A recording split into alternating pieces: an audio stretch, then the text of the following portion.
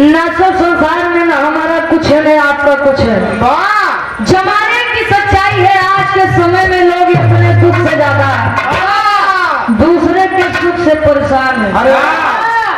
कहीं का भी क्षेत्र हो, निस्वार्थ भावना से जो आज के समय में आपसे जुड़ जाए, समझ लो उससे बढ़िया तार मित्र तो है ही नहीं है। बने पे तो सब पूछा थे, बिगड़े थे जे पूछे वो है आपन बा। कवि जी की लेखनी बता रही है का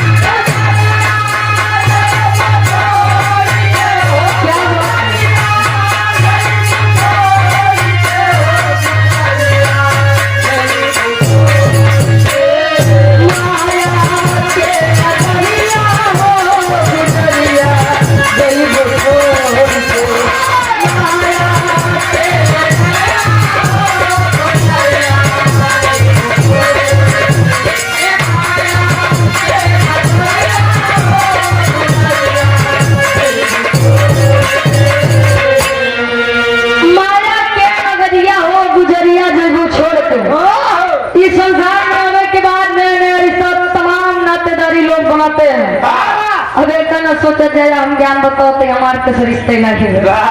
ए भैया ये प्रेम है आज और इतना दूर से आप सबके बीच में आए।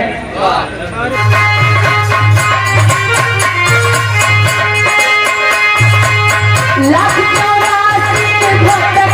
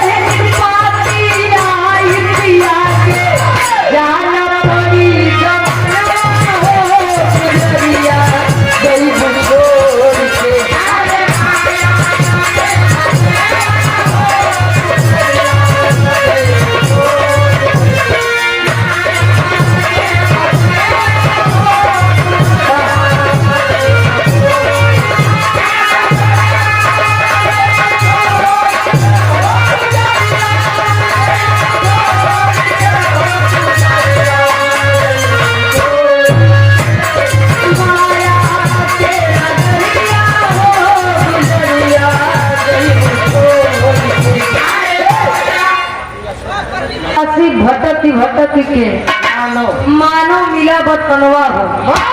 कहा जाता है 84 लाख योनियों में भटकने के बाद एक मानव तन मिलता है और जब एक मानव तन मिलता है तो काहे ना ये अच्छे बढ़िया काम में लगाई देता है। संसार में दो ही लोगों का नाम है, क्या करो या तो जब बहुत बढ़िया काम करे ओकर नाम बा काम करे, बहुत बढ़िया काम करे ओकर नाम बा। पीछे वाले के गिनती विजय भैया। अच्छा यार देखो का, अरे वाह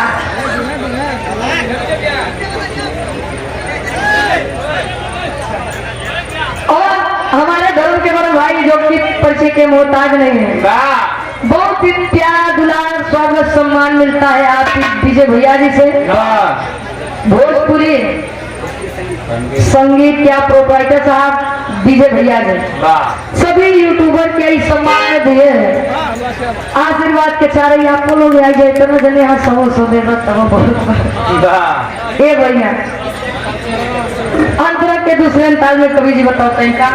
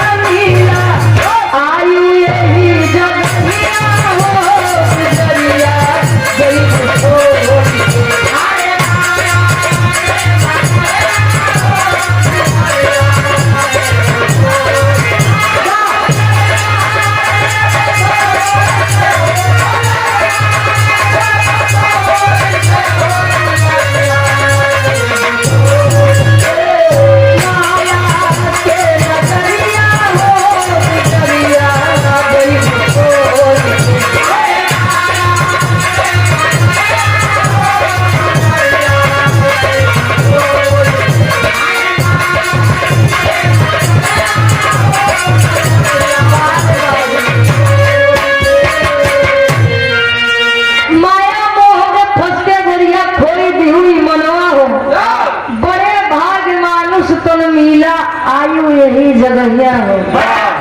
जब कहा जाता है बच्चा माँ के गर्भ में होता है तो ये अरदास रात है। ए देवता, ए स्वामी, ए जगत के पालनहार, मुझे इस संसार में भेज दीजिए। मैं आपकी दिनों रात भक्ति भावना आराधना करूंगा। लेकिन आने के बाद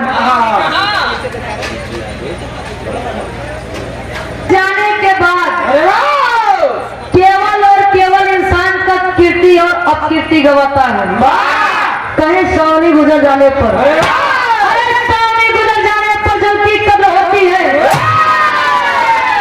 इंसान चला जाता है पर कीर्ति अमर होती है। अबे हाल में घटना हो,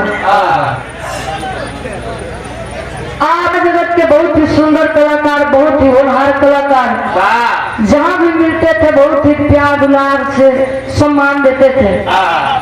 आप बिहार जगत के बहुत ही सुंदर और होनहार कलाकार जो कि अब इस दुनिया में नहीं रहे। आदरणीय आप धर्म के हमारे बड़े भाई आप धर्मेंद्र यादव जी इस संसार को छोड़ के चले गए ब्रेन हेमरेज होने के कारण। भगवान उनकी आत्मा को शांति दे और स्वर्ग में ऊंचा स्थान मिले। इसीलिए कहा जाता है कि फेसबुक उठाई के देख ला, यूट्यूब देख ला, केवल और केवल धर्मेंद्र भैया देखो नहीं। यही है इंसान का कीर्ति और अपकीर्ति। लोग कहते हैं स्वर्ग जाया जाता है, नर्क जाया जाता है। कौन इंसान जीते जी स्वर्ग गया है और कौन इंसान मरने के बाद स्वर्ग से आकर के बताया है। समझने वाली बात है, इशारों को समझिए, राज को राज रहने दीजिए।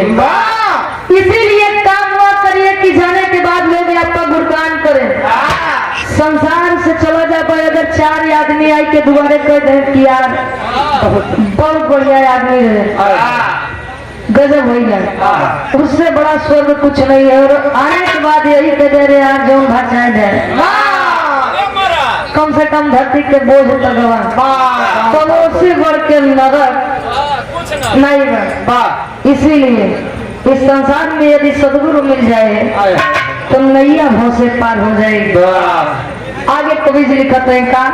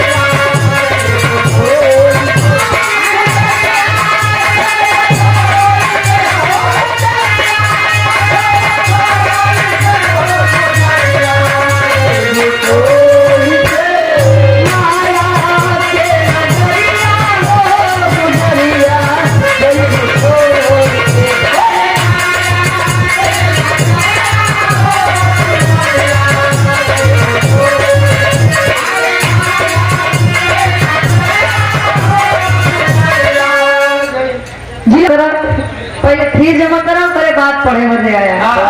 पहले एक करा तब एक करवाओ। धन है आज के गुरु सब कलाई का जिसे अभी निःशुल्क सेवा आपने उपलब्ध कराया है, ये बहुत ही सराहनीय काम है।